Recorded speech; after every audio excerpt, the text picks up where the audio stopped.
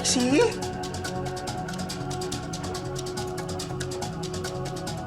Lorraine! Trixie! Oh my God! Bes, may tao nga! Tatawag ako ng polis. Bes, may tao! Bes, manikin. Ha? Manikin. Paano panikin?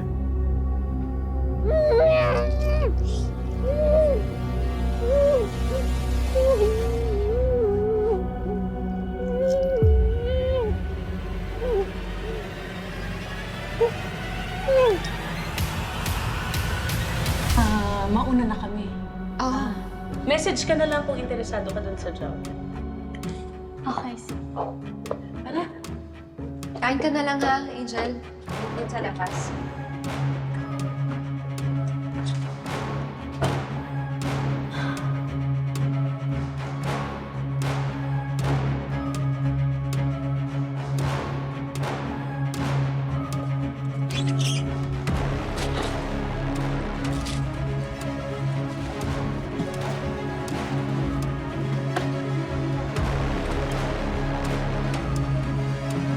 Saan yung susi?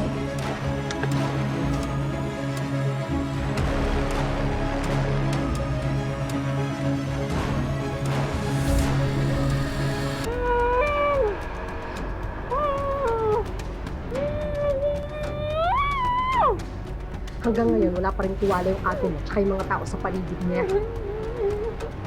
Iingat ka. Oh my God. Imposible! Imposible! Baka naman inurong nila si Trixie. Hindi pwede. Ha? Pons, halika. Andito lang siya. Tulungan mo ako maghanap! Lorraine, paano? Wala namang makikita dito. Naghanap na din tayo sa taas, wala naman tayong nakita. Hindi pwede. Hello? Hello, Inspector. Sorry po, huwag na po kayo magpadala ng polis. Nakuryente ho kami ng tip. Bes, ano ba? For all we know, tinanggal lang nila si Trixie dito. Baka itong lugar na to puno to ng ebidensya. DNA evidence, hair follicles, hair strands. Fingerprint, kailangan natin tumawag ng Soko. We can't do that, Lorraine. Ano ba? Wala tayong search warrant. Tayo pa yung mapapahamak dito eh. But can't you see? Imposible na manikin lang Lorraine, andito. trespassing to. Ano ba? Just admit it, mali ka. Mali ka na pinag-isipan mo yung kapatid ko. Pero bes, imposible. Enough! Lorraine! Ayoko na makarinig na sisiraan mo na naman yung kapatid ko.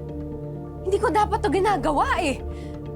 In fact, sumama lang ako sa inyo para patunayan na walang ginagawang masamang kapatid ko. Tigilan niyo na siya!